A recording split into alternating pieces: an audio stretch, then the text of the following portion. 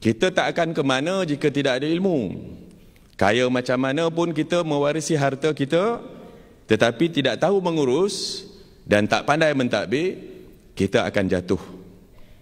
Lihat sajalah negara-negara yang gagal mengeluarkan pemimpin dan rakyat yang berilmu, kaya macam mana pun dengan hasil buminya, tetapi mereka tidak ke mana. Negara-negara di benua Afrika, kaya-kaya. Ada intan, ada berlian. Ada emas, ada boksit, macam-macam ada. Tetapi gagal untuk mendidik rakyat. Gagal untuk memberikan ilmu kepada rakyat. Akhirnya mereka tak ke mana. Dibandingkan pula dengan negara yang tidak ada apa-apa. Negara yang tak ada hasil bumi. Yang runtuh sebab Perang Dunia Kedua. Jepun misalnya tak ada hasil bumi. Negaranya negara yang tandus. Tetapi mereka berusaha dan mendidik rakyat berilmu, akhirnya mereka hari ini negara yang maju. Begitulah seterusnya. Jadi itulah pentingnya ilmu kepada kita. Jadi kepada saudara-saudari sekalian, selaku pemimpin di peringkat sekolah menengah, tanggungjawab kita macam mana kita mentadbir dan apakah kita telah bersedia dengan ilmu kepimpinan kita. Tugas dan tanggungjawab seorang pemimpin mesti mempunyai ilmu yang boleh kita ketarakan supaya kita mempunyai satu ruang pemikiran yang boleh memajukan orang yang kita pimpin, organisasi yang kita pacu. Jadi itulah dia.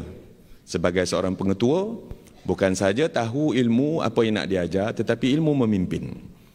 Banyak kadang-kadang organisasi yang cemerlang, yang dipimpin oleh dia punya kepimpinan baik, tetapi apabila dia ambil alih orang lain, organisasi tersebut pincang. Jadi nothing wrong with the product, nothing wrong with the organization, but we can point solely to the person who is taking over sebagai orang yang mentadbir syarikat. Malam nanti saya nak cakap apa bezanya ataupun apa persamaannya antara kita dengan seorang pengarah urusan. Managing Director of organization, which have to answerable to the shareholders, answerable to the authorities, answerable to the principle of the product dan macam-macam lagi. Saudara pun begitulah. Ada kita punya prinsipal. Prinsipal kita hari ini ialah shareholders kita Tan Sri. Yang kita perlu menjalankan amanah beliau nak melihat supaya pendidikan di negara ini berubah.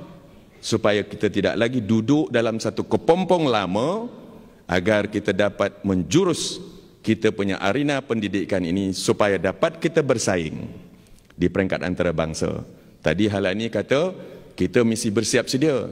Saya amat gembira mendengarnya kerana selalu saya cakap kita akan menjadi sebagai sebuah blok negara-negara yang besar iaitu negara ASEAN. Perlu kita siapkan anak-anak kita di pada sekarang supaya jangan nanti kita, bak kata Halani tadi, kera di hutan disusukan, anak di rumah mati kelaparan. Tapi kepada swasta, kita tak dapat untuk kita membezakan anak dengan kera. Sebab yang penting prestasi kita. Kalau kera lebih cerdik daripada anak, kita susukan kera. Ya? Jadi tugas saudara sekalian mendidik anak-anak kita supaya anak kita lebih cerdik pada kera ataupun yang sembilan kata lebih cerdik pada buruk. Ya. Jadi tugas kita, jangan nanti menuduh kerajaan, jangan nanti menuduh organisasi swasta, oh kera di hutan kita susukan, anak kita tak pedulikan. Tetapi itulah kata saya tadi, at the end of the day, setiap kita perlu menjelaskan bahawa kita ada bottom line untuk kita tonjolkan prestasi tahunan kita kepada pemegang saham.